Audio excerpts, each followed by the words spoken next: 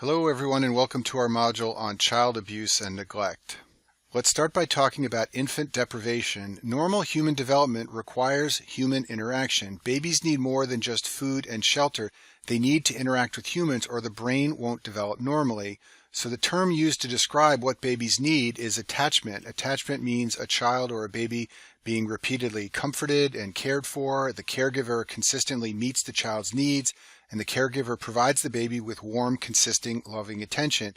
And this feature of child development is just as important as food and shelter. Babies need this or they won't develop normally.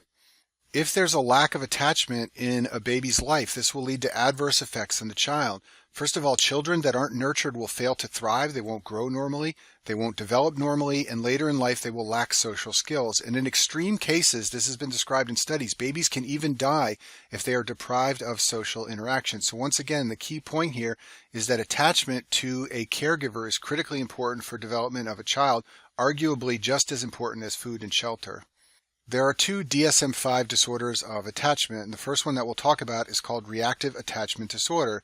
This occurs in children who have had severe early deprivation, and it shares some similarities with autism. So a baby who lacks attachment early in his or her life can grow up to have features of reactive attachment disorder which can look somewhat like autism. So the child will be detached, it will be unresponsive to caregiving, the child is often inhibited and does not want to show emotions and may be withdrawn and avoidant. This is called reactive attachment disorder in the DSM-5. The other attachment disorder we'll talk about is called disinhibited social engagement disorder. This is also a disorder of attachment. It's also associated with severe early deprivation. However, in this condition, basically children go the opposite way from reactive attachment disorder. These children have little or no reluctance to interact with adults. They'll hug strangers. They'll sit on the lap of strangers. This is called disinhibited social engagement disorder, and it is also a disorder of attachment.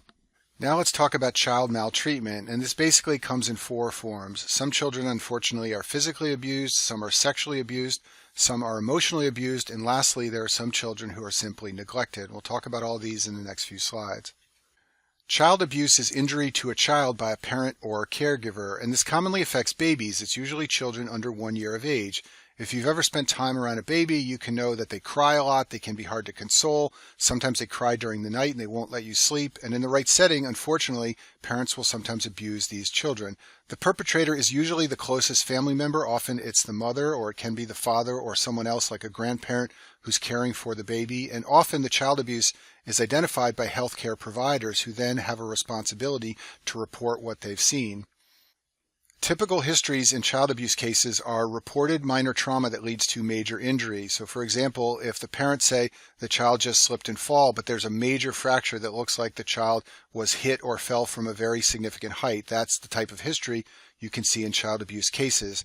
Another classic history is a caregiver history that changes over time. So they say the baby slipped, and then when you get the x-rays back and you ask them about it, they change their story. That's what's seen in child abuse cases. And then lastly, sometimes the severe injury will be blamed on siblings or pets. So the parent will say, oh, their older sister hit them or something along these lines. This is what's seen in child abuse cases. Bruising is the most common abuse injury. Often there are multiple bruises. They can be on the buttocks, trunk, ear, or neck. And remember, this usually happens to babies, unfortunately, and usually it's because the parents are trying to get the baby to stop crying. So they will hit them on the legs or on the back or on the buttocks, and that will lead to the multiple bruises. Fractures, unfortunately, also occur in child abuse cases. These are often identified through what's known as a skeletal survey. So if there is suspected child abuse, an x-ray will be performed of all the bones. And what this survey will often reveal in child abuse cases is multiple fractures in different stages of healing. So the idea here is that the baby has been repeatedly abused. So therefore there have been fractures, some of which are several weeks old, some of which are only a few days old. They're all in different stages of healing. Rib fractures are a classic type of fracture in child abuse cases, so are long bone fractures, especially in a baby. Sometimes babies get head injuries from child abuse cases. This is called abusive head trauma, or it's sometimes called the shaken baby syndrome. One of the classic findings is a retinal hemorrhage. This is a finding when you examine the back of the eye. This is a retinal hemorrhage shown here on the screen. Other classic findings are a subdural hematoma. Selected risk factors for child abuse are shown on this slide. Among the parents, some risk factors are single young parents. So remember that this is often a baby who won't stop crying and the parent just loses their patience.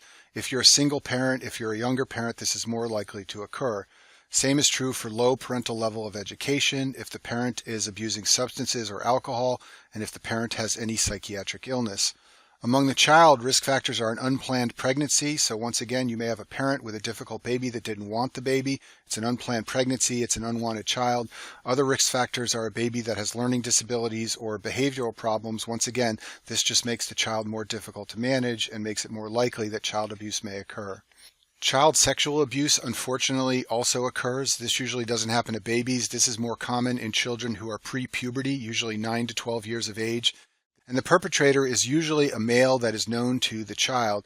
If you ever had to read the book in high school or college by Maya Angelou called I Know Why the Caged Bird Sings, if you can just remember that story, that's the classic demographic for child sexual abuse.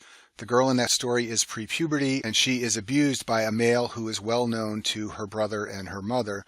Sometimes this is identified by healthcare practitioners when trauma to the mouth, anus, or genitals is discovered on exam. In addition, if you ever see a young child who develops a sexually transmitted infection, that's a classic history for child sexual abuse. Children can also be emotionally abused. This is sometimes called psychological abuse. So there's no physical violence or sexual assault, but the child is simply humiliated and scared. The child is made to feel worthless or unloved. There can be verbal abuse from a parent or caregiver. The child is frequently criticized, intimidated. This scares the child. Sometimes they are humiliated. And in rare cases, children are confined for prolonged periods as a punishment. This is all evidence of emotional abuse.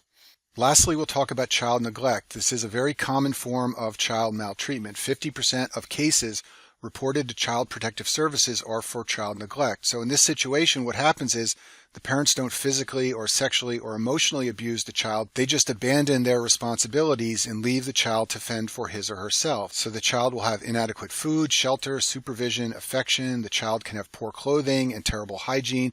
And the child can also be underweight or malnourished. And in many med schools, they did this in mine. You will spend a day with protective services, and what you will often investigate are complaints that a child in a particular home is being neglected by the parents. This must be reported to protective services if you identify this as a pediatrician or a healthcare provider. All 50 states have laws requiring that physicians report child neglect so that Child Protection Services can get involved.